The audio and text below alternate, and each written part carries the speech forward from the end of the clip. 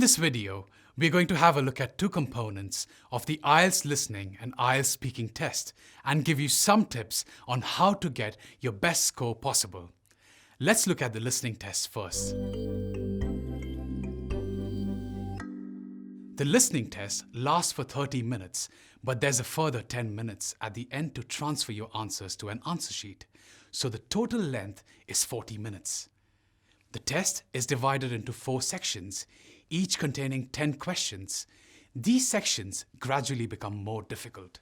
Section 1 is a simple conversation between two speakers trying to make an arrangement such as a holiday or conference booking. Section 2 is a single speaker giving information about an event or a particular place of general interest. Section 3 is a discussion between 2 to 4 people, such as a seminar or radio interview. And Section 4 is a single speaker giving an academic-style lecture or presentation. It's important to remember that IELTS is a global test, so all the recordings will feature people speaking natural English in a variety of accents from around the world.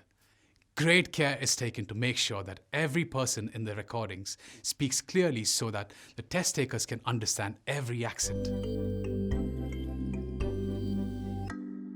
Perhaps the main problem encountered by test takers is knowing what to listen for. Here's a secret. It's not necessary to focus hard on everything you hear.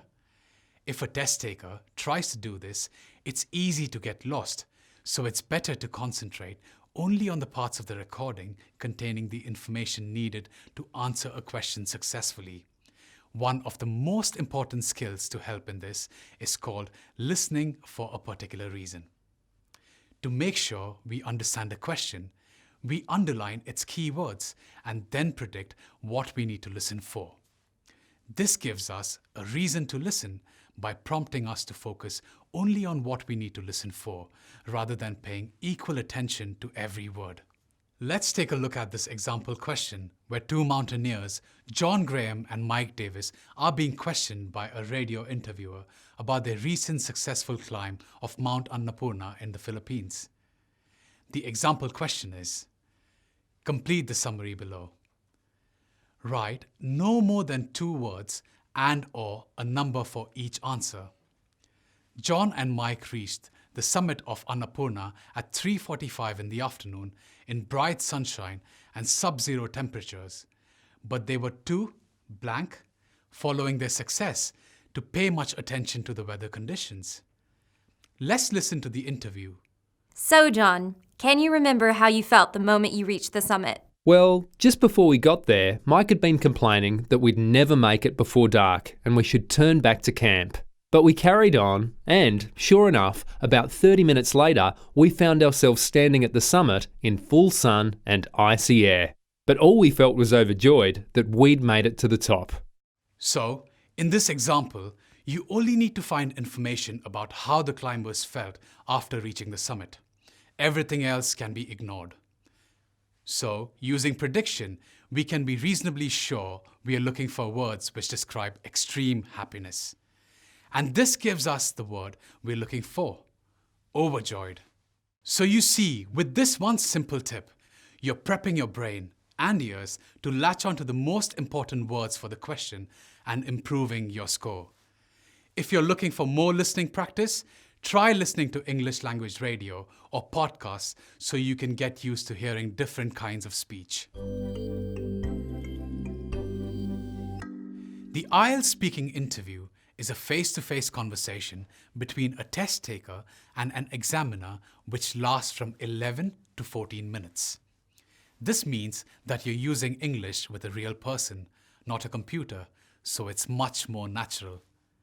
The interview has 3 parts. In part 1, lasting 4 to 5 minutes, the examiner first checks name and ID before moving on to ask questions about everyday topics such as education, accommodation, food, travel, etc.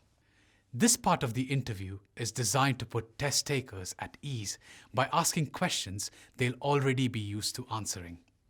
Part 2, lasting 3 to 4 minutes, the candidate is given a card containing a topic and a number of prompts, usually in the form of what, where, or why type questions. They are also given a pencil and paper to make notes from the prompts during 1 minute's preparation time. The test taker then has to talk for 2 minutes without interruption. And part 3, lasting 4 to 5 minutes, has a connection to the topic of part 2, but this is extended in the form of a natural, two-way conversation between the examiner and the test taker. Each of the 3 parts pose their own problems for test takers. In part 1, for example, feeling initially nervous can prevent fluent speech. In part 2, the ability to keep going could be a problem. And in part 3, not understanding the examiner's question might cause confusion. Of all the problems in the IELTS speaking interview, fear of freezing or not knowing what to say next is common to all parts of the test. With that in mind, let's have a look at some useful tips to overcome this difficulty. Let's suppose that in part 2 of the speaking test, you are giving the following topic. Describe a work of art you like.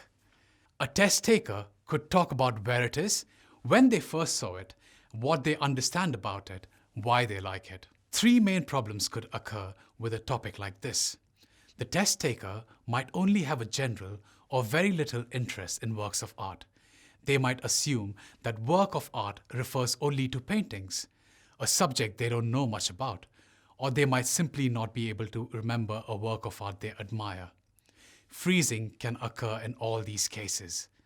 One way of dealing with not having much to say about a topic like this is to speak about it from another person's point of view, perhaps a friend or a family member who likes a particular work of art.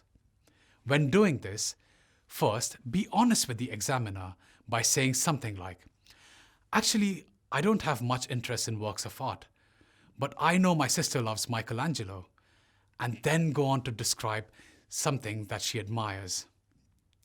A second way of dealing with this problem is to talk about it from a negative point of view by explaining why you don't have much interest in works of art. The examiner is not interested in your personal opinion, only how well ideas are expressed. Finally, talking about something related to the topic, such as a film or a book about an artist, actor, or musician will help, as these are all connected in some way to works of art. The speaking test is your chance to show off your English skills, and armed with these tips, you'll do brilliantly.